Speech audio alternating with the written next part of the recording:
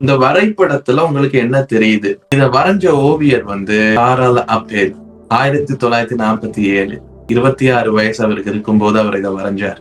வரைபடத்தின் பேர் my father, என் அப்பா, என் தந்தையின் உருவப்படம்.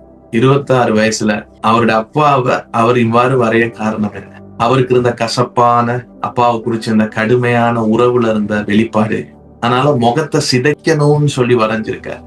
குழந்தை ஒண்ணு ஓவியம் வரைஞ்சது போல தெரியலாம். அது ஏன் அப்படி வரைஞ்சிருக்காருன்னா, முதிர்ச்சி அடைந்த பாணியில இருக்கிற தன் தந்தைய அவருடைய அதிகாரத்தையும் ஆதிக்கத்தையும் ஆணவத்தையும் நான் உடைக்கிறேன் அப்படின்னு சொல்லி ஒரு செய்தியினால அந்த மாதிரி வரைஞ்சிருக்காரு.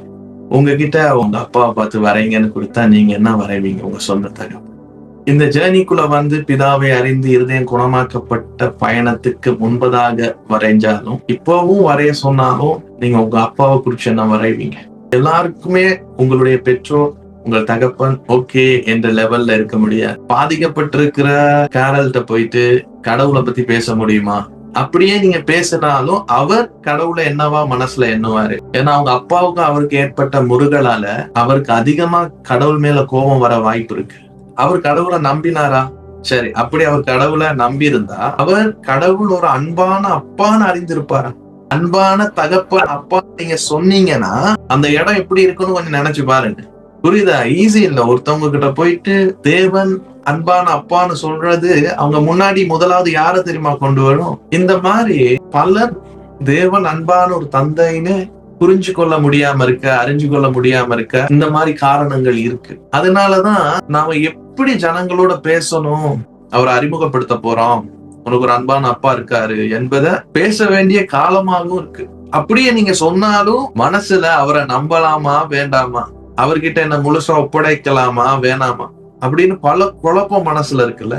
அவர் எப்படி இருக்காரு தெரியாதவங்க நினைக்கிறது வேற, தெரிஞ்சவங்க கூட அவங்க சூழ்நிலையில கடந்து போற அனுபவிக்கிற கஷ்டத்தை பார்த்து அவரு எப்படி இருக்காரு, இவங்க எல்லாம் சொல்ற மாதிரிதானா, சூழ்நிலைய பார்த்தா எனக்கு அப்படி தெரியலையே அப்படின்னு நினைக்கிறதுக்கு கூட மனசு என்ன ஆகுது.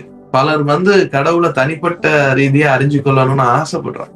கடந்த கால காயங்கள் நாம அவரை பார்க்கிற விதத்தையே மாற்றிட்டு ஒரு அன்பான தகப்பனை நாம அனுபவிக்க முடியாத அளவுக்கு நம்ம இருதயத்தை மனதை பாதிச்சுட்டு கடவுளை பத்தி நீங்க கேள்விப்படுறதுக்கும் தனித்துவமா நீங்க அறிஞ்சு கொள்றதுக்கும் வித்தியாசம் இருக்கு.